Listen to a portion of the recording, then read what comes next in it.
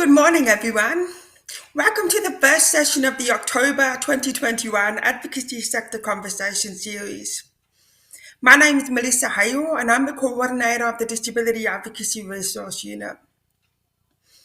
I would like to begin by acknowledging the Wurundjeri people of the Kulin Nation, the traditional custodians of the land on which I'm coming to you from today, and pay my respect to their elders, past and present. I extend that respect to all First Nations people here today. Once again, we are delivering the Advocacy Sector Conversations Forum to you online. We hope at some stage soon to be able to deliver the series to you face-to-face when it's safe to do so in an inclusive and accessible way. However, we hope you've all settled in comfortably and are ready for a fantastic series this week. We encourage your active participation today, so please type your questions in the Q&A box, and at the end of the session, I'll be facilitating a Q&A session with our presenters. The first session today is about advocating in Victoria's child protection system.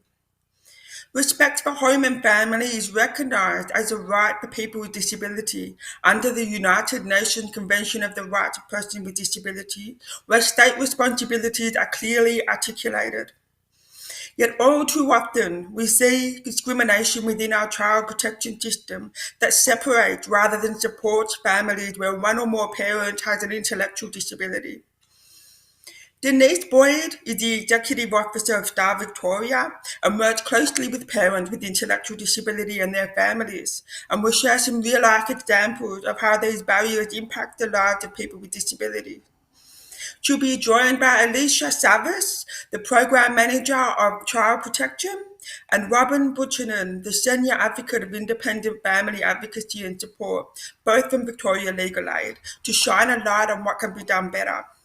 So please give a warm welcome to Denise, Elicia, and Robyn.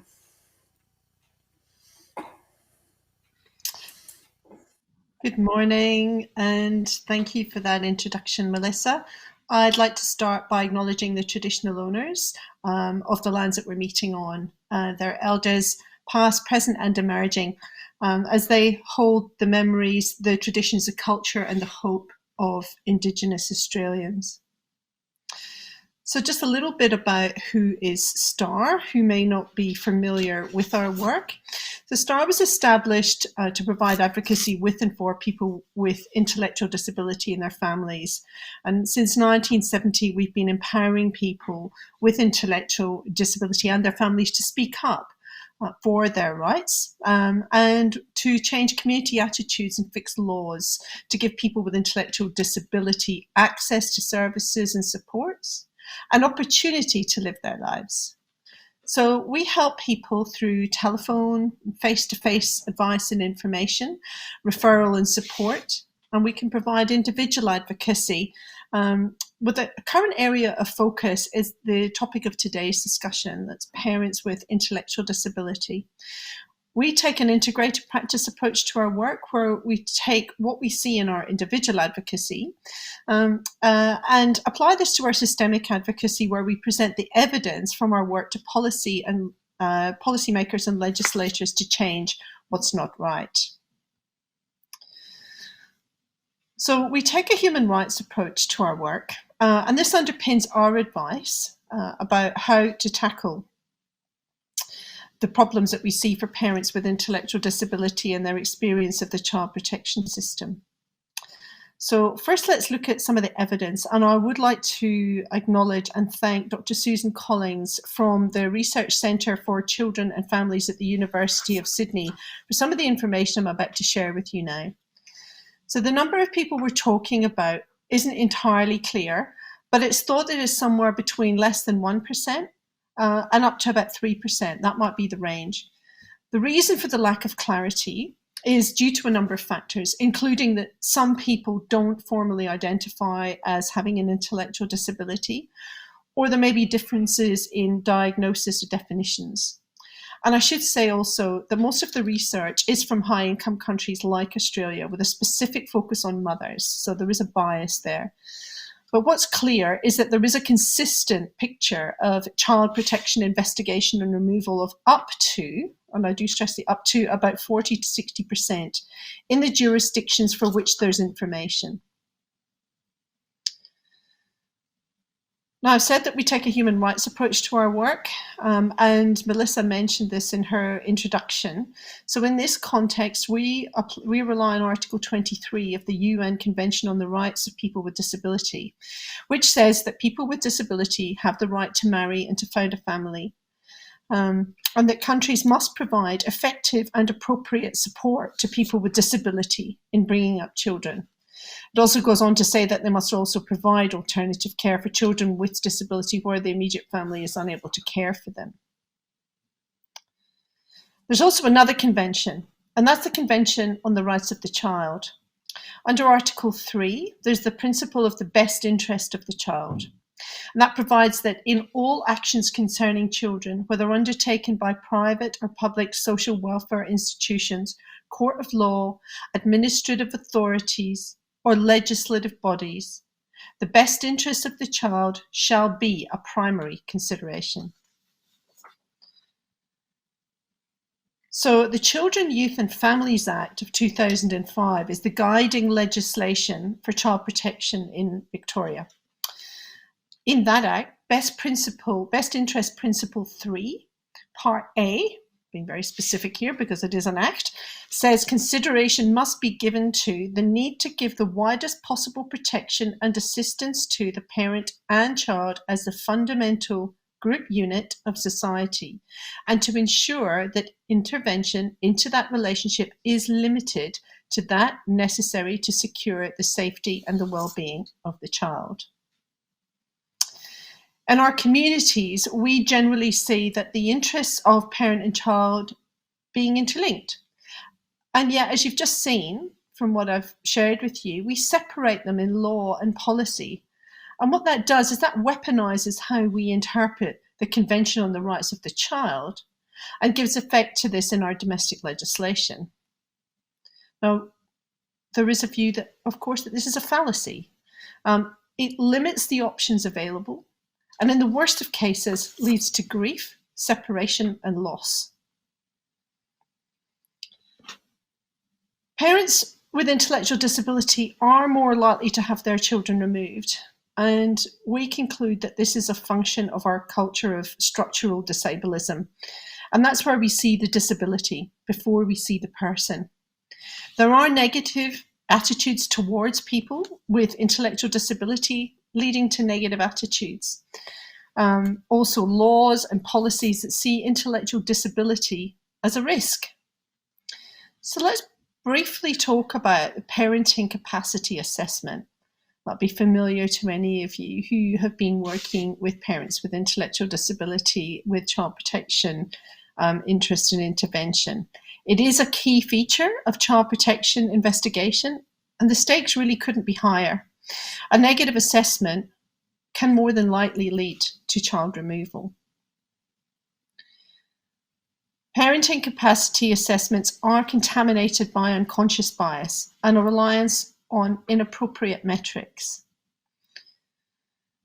If intellectual disability is suspected, IQ tests are often used as a risk assessment factor, and that's based on the incorrect belief that the lower the IQ, the higher the risk of neglect, even though this isn't borne out in the research.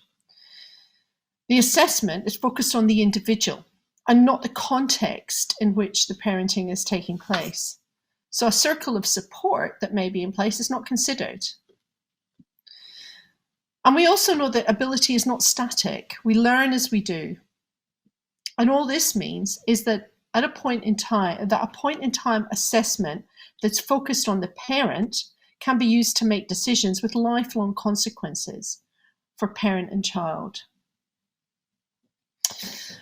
So now I'd like us to hear from some parents themselves about what the impact of this has been on them. What I'm about to show now is a video from our colleagues at Positive Powerful Parents. This is a self-advocacy group for parents with intellectual disability based in Melbourne. I know that some of them are here today, and I thank them deeply for the opportunity to showcase some of their work.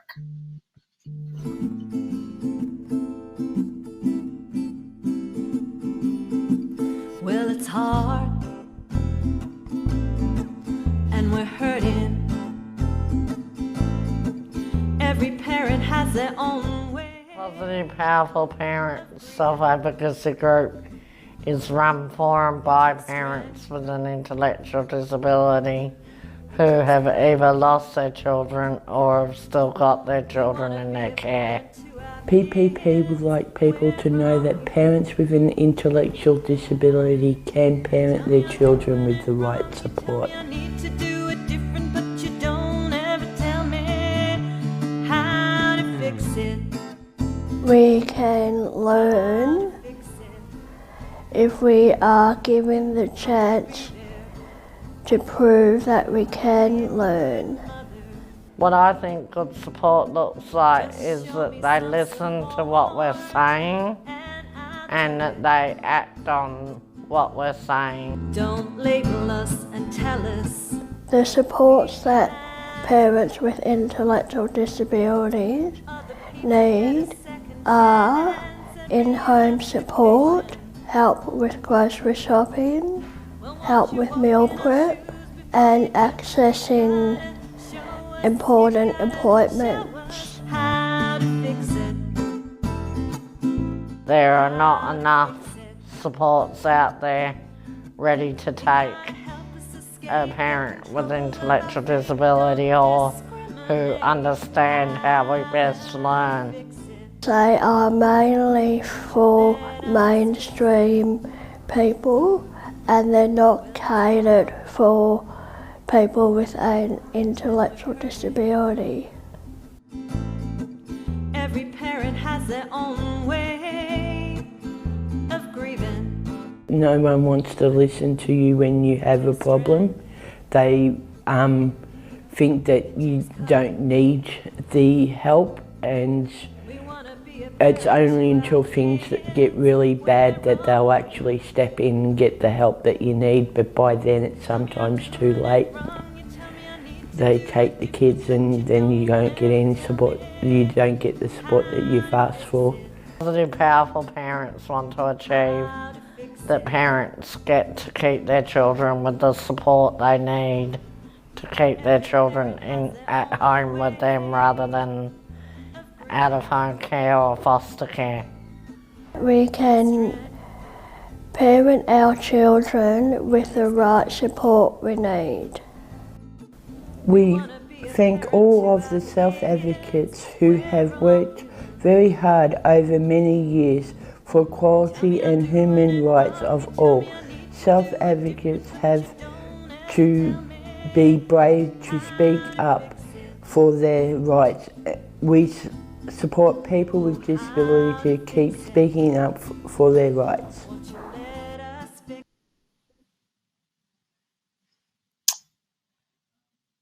Thank you to Positive Powerful Parents for that excellent video, and I encourage you to visit their website to learn more about their work. As those parents said in their own words, they can and do learn new skills as long as the training matches the person. We all of us learn differently, and we learn more effectively from someone who understands our learning needs. Parents with intellectual disability are no different. Parenting is also shaped by our environment. We know that people living with disability experience higher levels of exclusion, discrimination, and disadvantage. That should be an opportunity to help, not hinder, the ability of a person with intellectual disability to live a normal life. And if that means being a parent, then along with being assisted to have an inclusive education and enter the workforce, being a parent is a normal part of life. There are ways to do that, and I acknowledge the excellent work of the Women with Individual Needs Clinic at the Royal Women's Hospital, who since 2002 have been supporting women with disabilities along their birth journey and ensure a smooth handover to support services with an extended post-birth programme. If you haven't heard of this service, please do investigate it. There'll be a link to the website in the package after this presentation. And if you're working with a woman with intellectual disability who's pregnant and who lives within the catchment of the clinic, that's 30 to 40 kilometres, so it's a pretty big catchment, then do everything you can to refer them to the clinic so that they can start their parenting journey with a program designed to help and support them. I'd now like to hand over to Robyn Buchanan from the Independent Family Advocacy and Support team. IFAS, as they're known, has rapidly built a strong reputation of non-legal, confidential, and free advocacy and support for parents and carers involved in the early stages of child protection. Robyn's knowledge and advice have been a great support to me as I learn about the intricacies of this area of work. Over to you, Robyn. Good morning, everyone, and thank you very much for having me here today. My name's Robyn Buchanan, and I'm the Senior Advocate with Independent Family Advocacy and Support, or IFAS for short. So before I begin, I'd also like to acknowledge the traditional custodians of the lands that I'm on today, and that's the Bunurong and Wurundjeri Woi-wurrung people of the Kulin Nation, and pay my respects to elders past and present and any Aboriginal people here with us today, and acknowledge that sovereignty was never ceded. So a little bit about IFAS and what it is that we do if you haven't heard of us. So IFAS provides non-legal advocacy and support for parents and/or primary carers in the early stages of child protection involvement with their family. And so by early stages, what we mean there is families where child protection are investigating a report of a risk to harm of a child. So when child protection are in that investigation and assessment stage, when there's an unborn report, and also when child protection have issued what they call a protective application by notice. The work that we do is directly led by our client, and I guess what separates us from other services in and around the child protection space is that our client is the parent, not the child. So we're directly led by what it is that the parent wants and what the parent feels is best for them and their family. We do this by providing parents with information about not just what their rights are, but also what their responsibilities are when child protection are investigating concerns, by providing referrals to appropriate supports, and by supporting parents to navigate and understand how the child protection system works. We work with parents or carers who live or work in the local government areas that are covered by the Preston and Bendigo and Ballarat Department of Families, Fairness and Housing officers. So our primary focus is on working with parents and carers of Aboriginal and Torres Strait Islander children, parents and carers with an intellectual disability, and/or culturally and linguistically diverse parents. We also have a focus on being informed by people with lived experience of the child protection system, and we run a lived experience advisory group called Shared Experience and Support, or SEAS for short. And this group was a part of the development of IFAS and continues to be a part of IFAS as we continue to grow and develop our practice. Sorry, just got to move to the next slide, and my phone has slowed me down a little bit. Sorry. All right, so what to expect when child protection are investigating? So when child protection receive a report in relation to a child and decide that the report is worth investigating, this will be sent to what they call the investigation and assessment team within that region. So when child protection decide to investigate a report, they will want to meet with the parents and the children.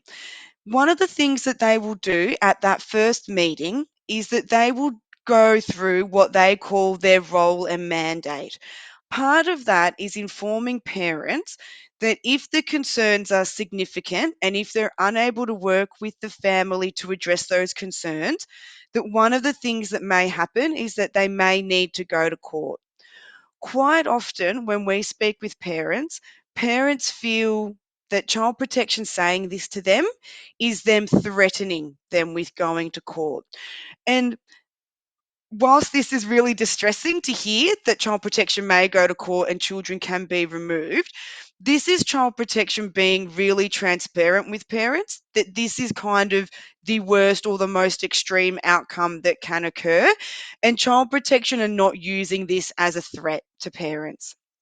It's really important that parents know that if their children are old enough, that child protection will want to speak with the children individually and separately from the parents. And in certain circumstances, child protection can interview children without a parent's consent and without informing the parents first. So this is situations in which there's concerns around family violence or sexual abuse of the child. And what this looked like pre-COVID is that child protection would normally go to the child's school to interview the children, and once that, and potentially also with the police socket unit. And as soon as that interview was done, child protection would then make every attempt to get in contact with the parents to let them know that those interviews had occurred.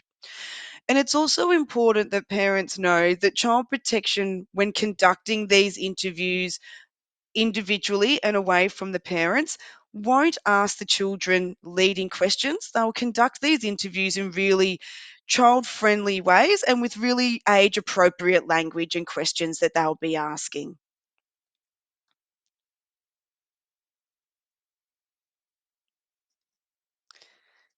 All right.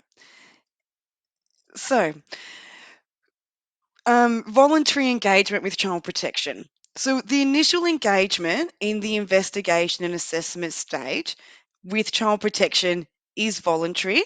However, most parents would describe this as not feeling voluntary.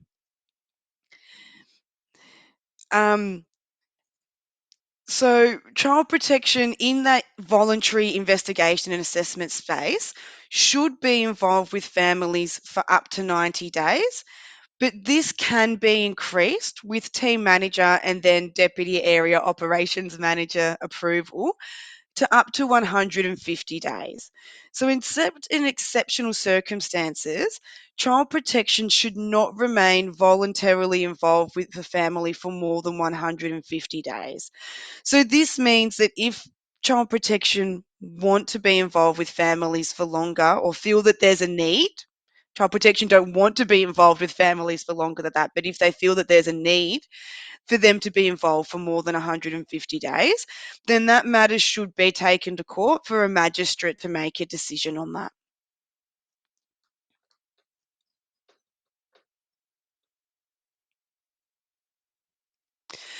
So, substantiation and case plans. So, child protection should make a decision to substantiate risk of harm within 28 days of receiving the report. So the substantiation or the substantiate the risk means that child protection need to make a decision as to whether or not they feel that there is a likelihood of risk to the child based on the concerns and their investigation and assessment. So child protection deciding to substantiate a risk, so saying they believe that there is a likelihood of harm, does not mean that child protection are going to automatically start legal proceedings or that the children will be removed. That's actually the majority of work of what IFAS does. So what we do is we work with families where that risk has been substantiated to support them to work alongside child protection to address those risks without the matter needing to go to court. So child protection, once they've substantiated the risk, what they need to do then is alongside the family, they need to complete a case plan. And this is a plan of how everybody's going to work together to address the risks that have been identified. So this plan should be completed and provided in writing to parents within 21 days of child protection of child protection making that decision to substantiate the risk.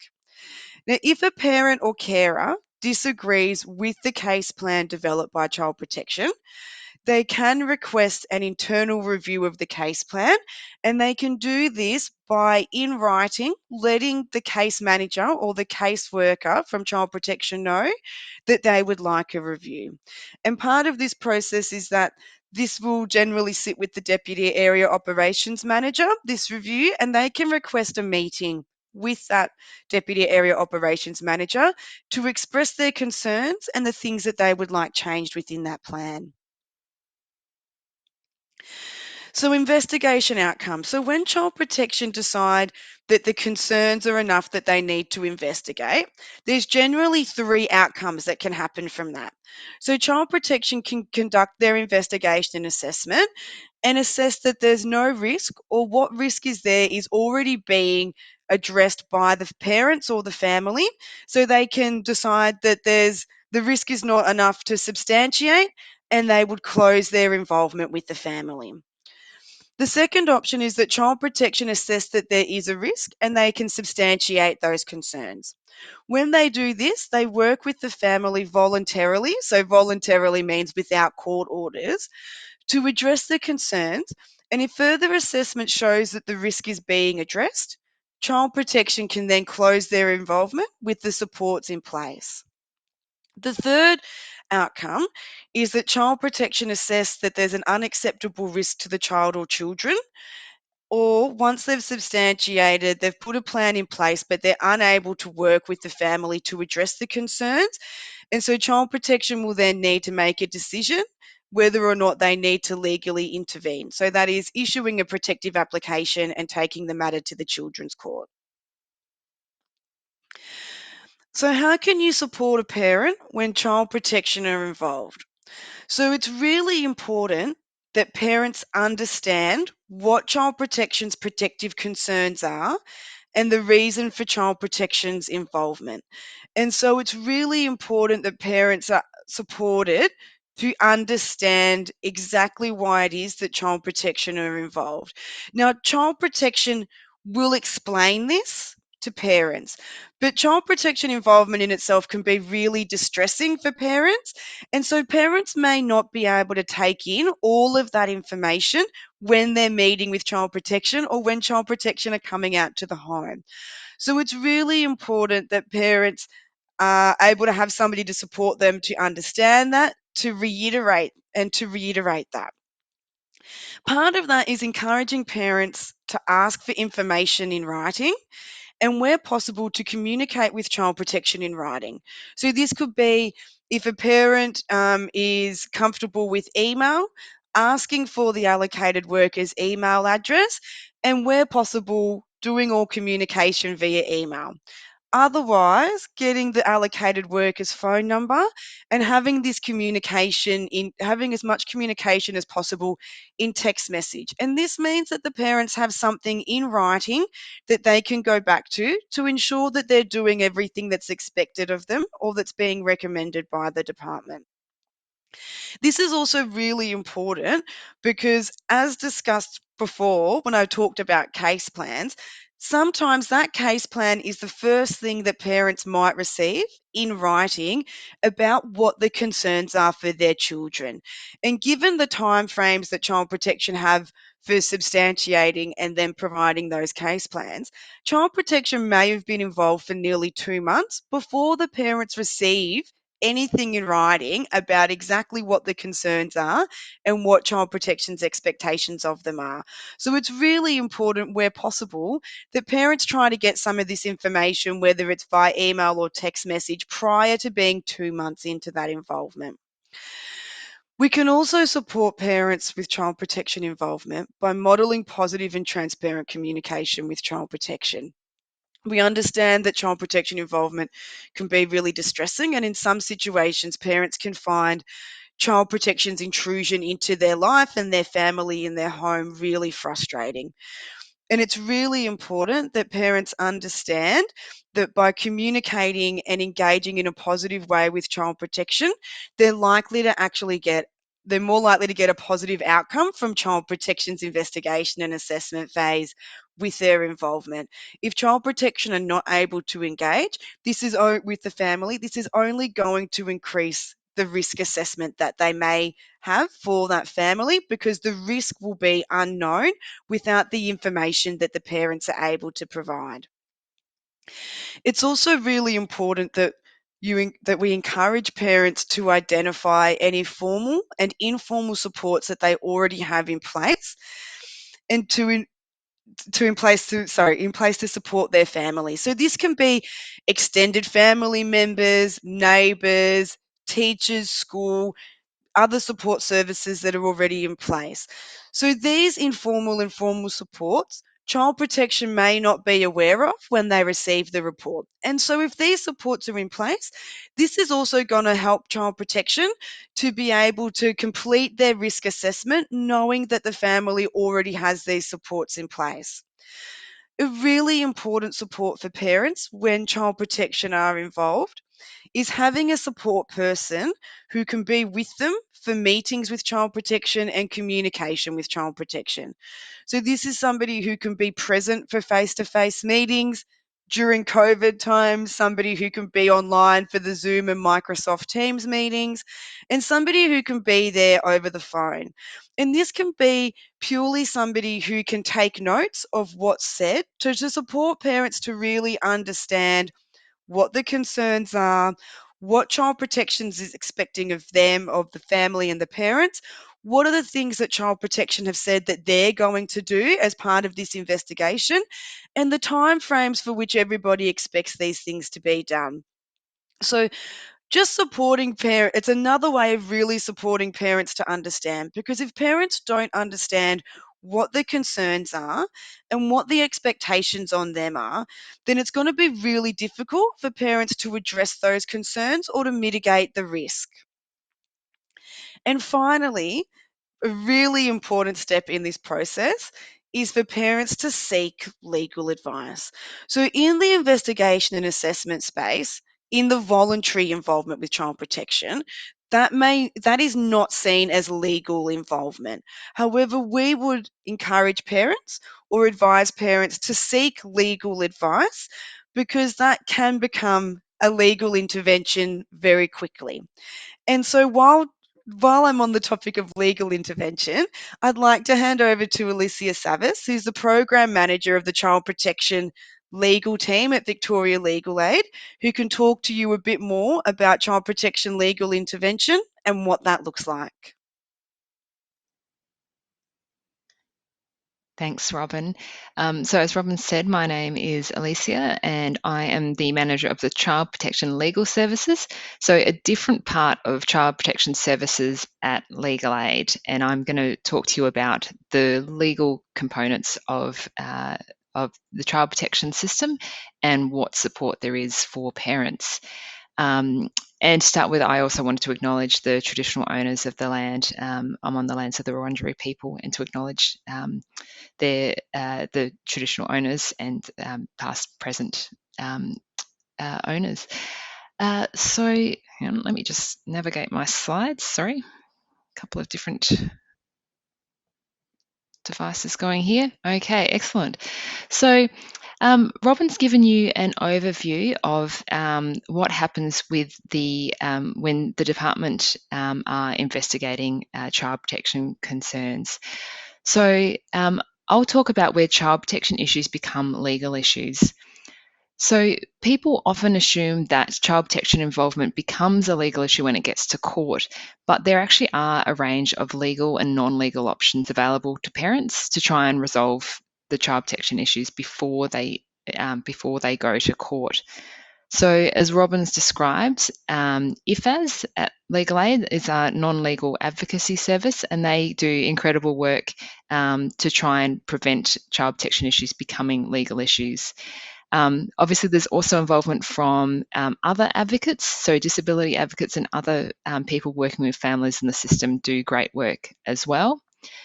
In terms of legal work before court, parents and children can get legal advice about child protection issues before a protection application is issued in court.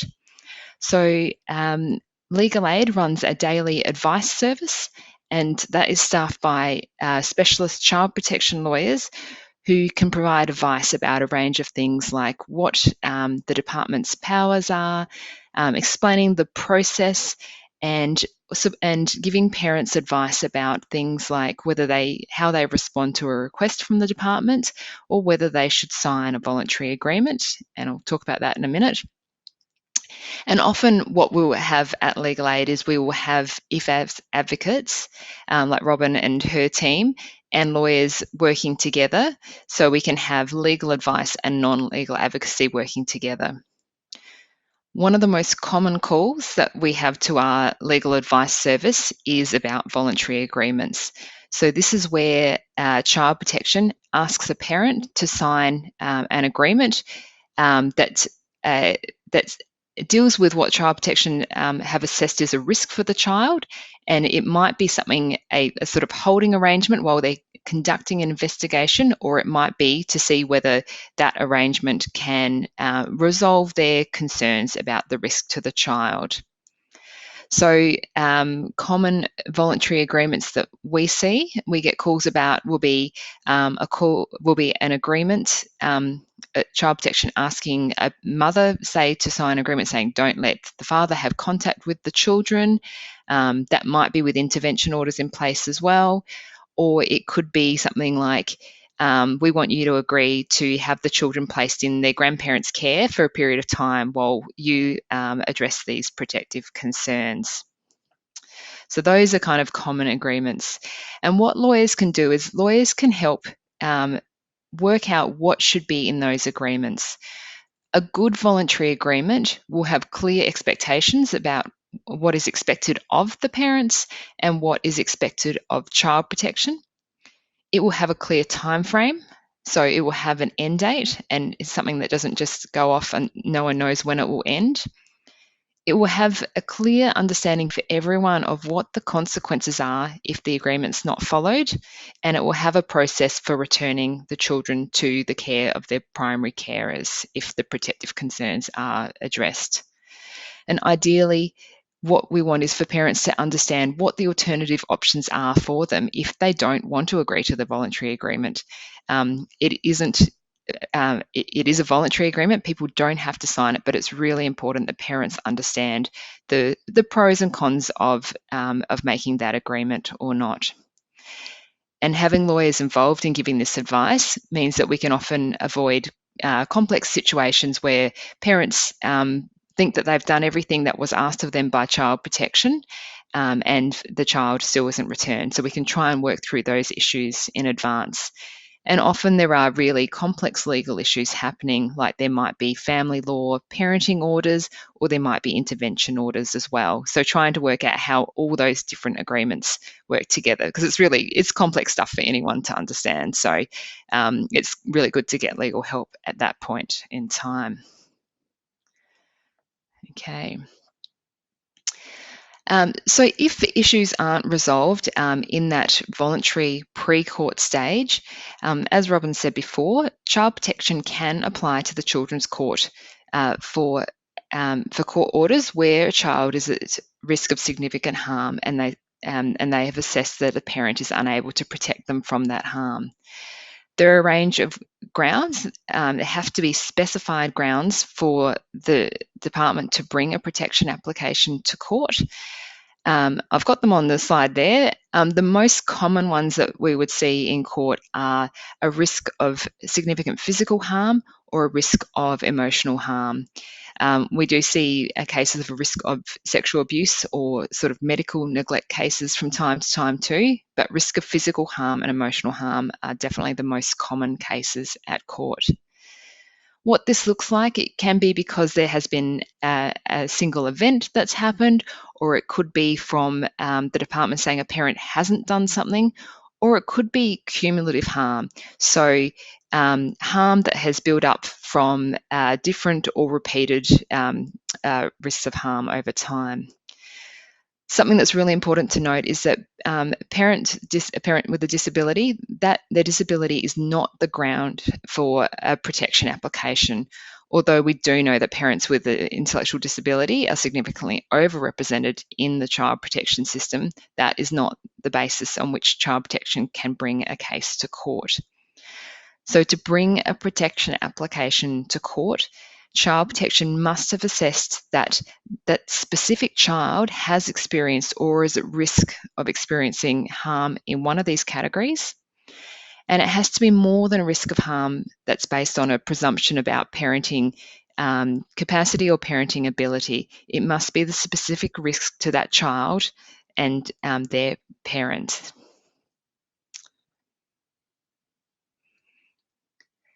So how cases come to court? They can come to court in a couple of different ways. They can be notice applications, which are a planned application where a family is given a court date, usually a month in advance. But most protection applications are started by emergency care. So this is where a case is brought to court usually in the next working day. And in those cases, a child might be removed from a parent's care, or they might not be as well. It just depends on the urgency of the case and what the assessment for that parent is. Most cases in child protection are emergency care matters. So I think it's around 85% of cases are started by emergency care. And that can happen even if child protection has been working with the family before.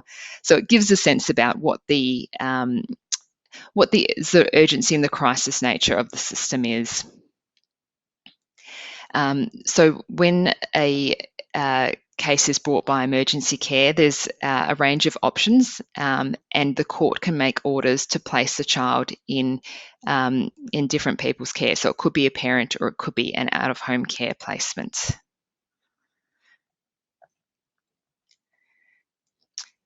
So now I just wanted to make this point. This is a really important distinction between child protection court system and child protection as a government agency. They are different. So even though the Children, Youth and Families Act governs both child protection as an agency and the child protection decision making in court, they are different. So that means that even though child protection may have made an assessment about the risk of harm to a child, the court will still need to make their own decision about that too. So when a case goes to the Children's Court, the magistrate will listen to all the parties in a case. So this will usually be the parents, child protection, so the child protection worker. Children who are older than 10 are a party, and they will have a say in the case as well. A child under 10, in exceptional circumstances, may have a lawyer who makes recommendations about what is in that child's best interests. So that's a little bit different, and they don't get a direct say.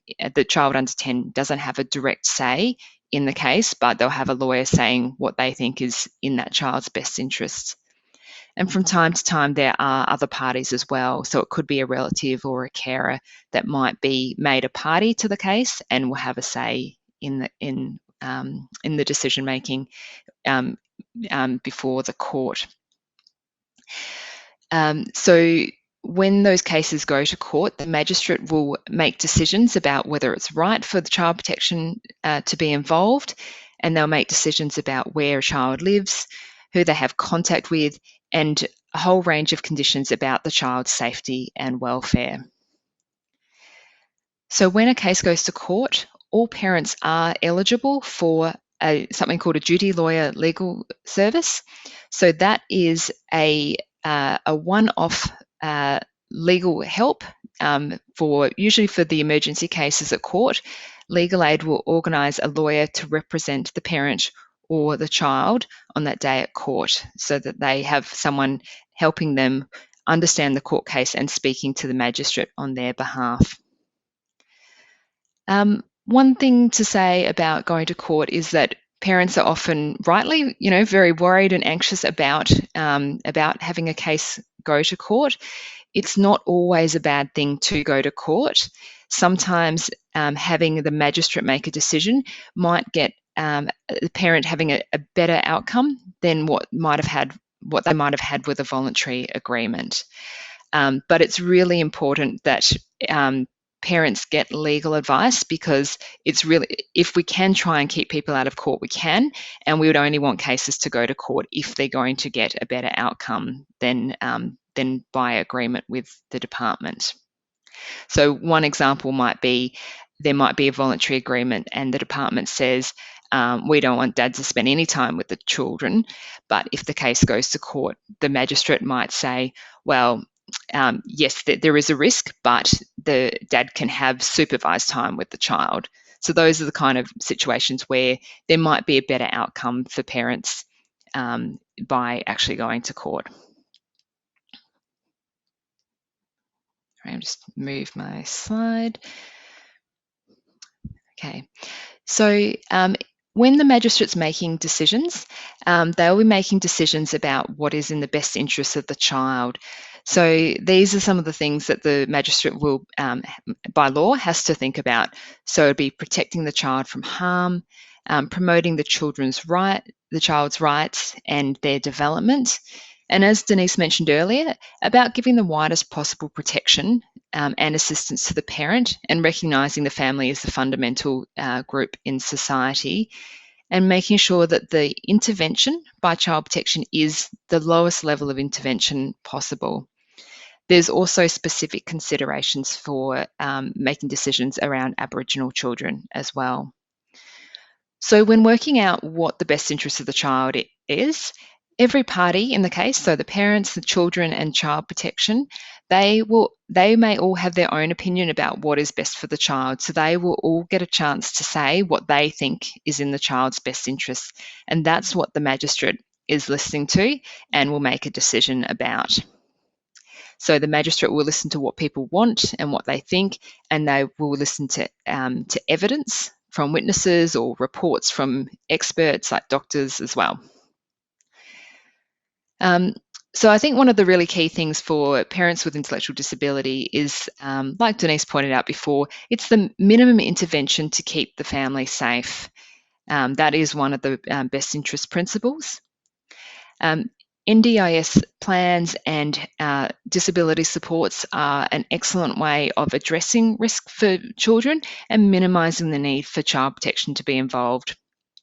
If we can show that the parent with the support that addresses the concerns that child protection have, then really there's a really strong argument to say there's no need for child protection to be involved when the parent has those supports in place. And it's really important for lawyers to advocate to a magistrate to look at what the parent is like with the supports in place, not without. So I think this is a really tricky issue we see with the NDIS at the moment, is sometimes the NDIS plans are used to say that parents don't have a particular ability or there is a risk, but actually what we want to say to the magistrates is that the parent with the supports, this is their parenting ability, and with those supports, any concerns they may have may be addressed. So that's a really new and sort of emerging issue for us in the last couple of years with the introduction of the NDIS.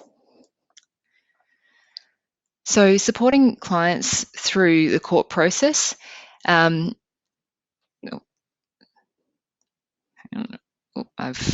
clicker's not working. Sorry. There we go. Thanks. So days at court, I mean, they're a little bit different at the moment with hearings being online because of the pandemic, but normally court days can be very long. So making sure that that parents are aware that it can be a long day at court. Lawyers can meet with their clients away from court, and that's really important, particularly if there's safety concerns as well. And we know for people to be able to think about the decisions they need to make and be able to speak with their lawyer, it's often better that they can have those conversations away from court when they've got time to think about the material and work through what the options mean for them. When it's a new emergency case at court, the lawyers will often be seeing more than one client, so they may be going between different clients on the day. So that's something to make sure parents understand that they may be going to speak to different people throughout the day. And sometimes lawyers will have to triage. So particular clients might get that legal assistance first. So if there's interpreters and things like that, often we need to work with those clients first of all. One of the things I think can be a bit of a shock for parents is finding that when you go to court, actually you might only spend 2 minutes in the actual courtroom before the magistrate. Most of the work is done by negotiation outside of the courtroom itself. One thing for advocates working with parents is that supporting them on the day at court, and if you can assist with letters of support, this is really, really helpful for a new case at court. Being able to have the information to tell the magistrate about what the supports the parent has means that we can show to a magistrate everything, the whole range of supports and family and services that are working with the parent, which might be addressing any risk of harm. So that's really helpful if we can get that, particularly in writing, but even if it's not in writing, just having that information is really helpful. So I think with that as well, the working together, lawyers and advocates working together is really helpful because we can work through what the needs of the client will be and working out what the supports are and making sure that parents are supported to be able to give their full instructions. So being able to say what it is exactly that they want and what their concerns are and what they're hoping to get out of the court process. So advocates are always welcome by VLA lawyers. We're always very happy to work with advocates in the court setting as well. Sorry, just changed my slide. Okay, so this is just a quick overview of the court process. And so you'll see on the left, that's where cases don't go to court, which is what Robyn was talking about, how child protection, when they investigate, they might, there different outcomes there. But as you can see on the right, when a case goes to court, it goes through a whole range of different types of court hearings. And hearings can go on for or cases can go on for many months. So I think the average case is about 6 months at court as well. And as a case goes longer in the system, it's more about the magistrate listening to evidence and less about negotiation. So it's often better to try and resolve things if we can earlier on, where parents have more control and say in the negotiation and decision making.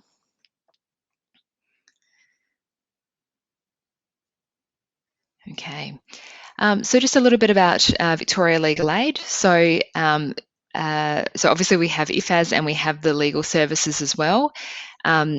So we are a government agency, but we are separate from government as well. So we have a distinction and we don't have to agree with what government says. And we are separate from child protection, obviously, as well. So we have in-house legal practice, but we also pay for lawyers to represent other parties as well. So that might be private lawyers or community legal centres as well.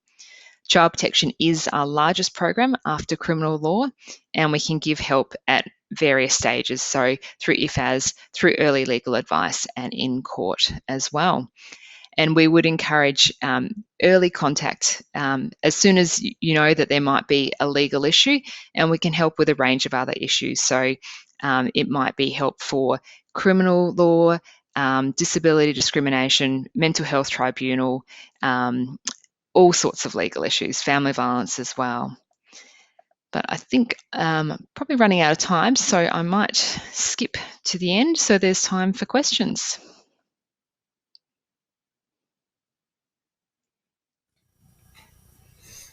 Okay. Thanks. Thank you very much, Denise, Elicia, and Robyn.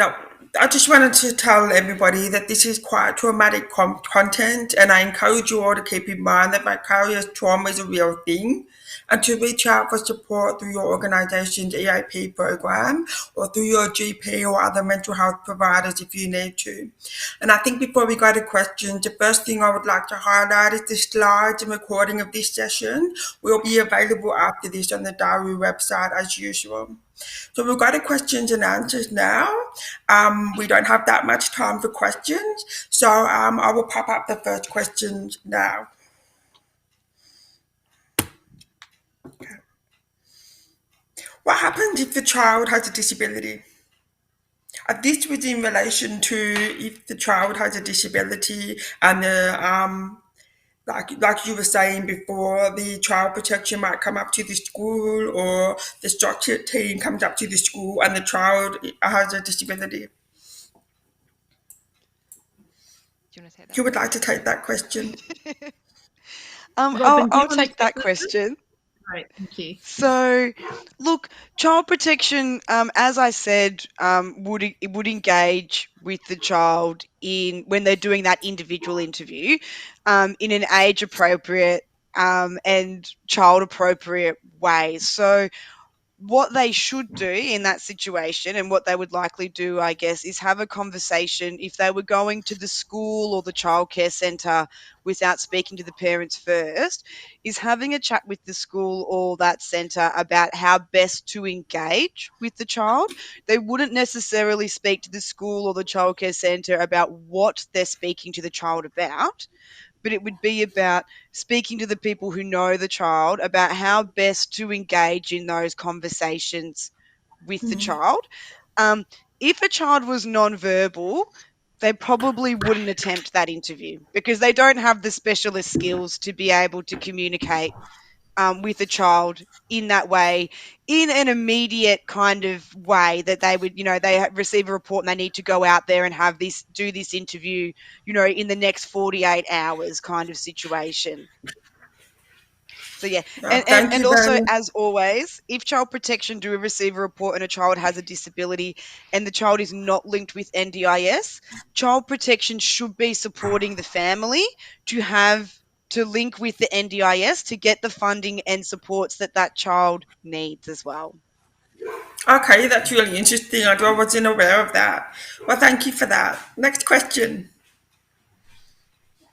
Is there a time limit on requesting an internal review?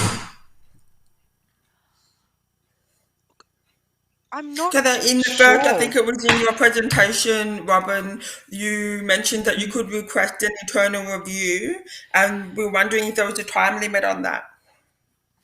I think potentially when it comes to case plans, there may be a time limit on, I believe it might be 28 days after the plan being endorsed or provided to the parents or to the family. However, there are situations in which they will accept an internal review after that time frame. But parents can also request an internal review of any decisions made by child protection. So it's not just the case plan. If child protection haven't made a case plan yet in writing, but maybe they're making a decision, say, for example, that the father isn't allowed in the home. That's a significant decision made by child protection, and parents can actually request an internal review about those decisions as well. Okay, great. And the last question, please. That's the next one. We've already asked that question. What happens when child protection refuse to communicate? I need to read this from another screen. In writing, even when requested as a reasonable adjustment. They are now, but only after I, as a client advocate, did this. Look, and I could this is an probably interesting one. Oh, okay, sorry, you go. So, and then I'll pass on to you, Denise. Look, this is an interesting one because we definitely encourage clients to communicate in writing. And we've definitely had situations in which the department have been hesitant to communicate directly with clients in writing.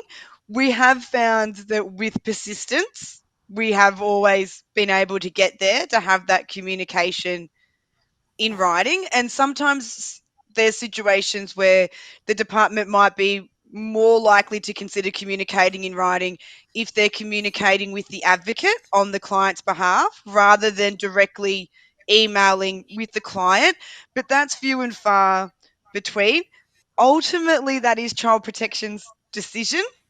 And they do have complaints processes that you can go through. So if Child Protection were refusing to communicate in writing, and particularly if this is around making adequate adjustments for someone's disability, then they can go down the complaints process and even the review process about Child Protection's refusal to communicate in writing. And I'll pass on to you, Denise, because I know you wanted to say something there as well. Yeah, thanks for that, Robyn.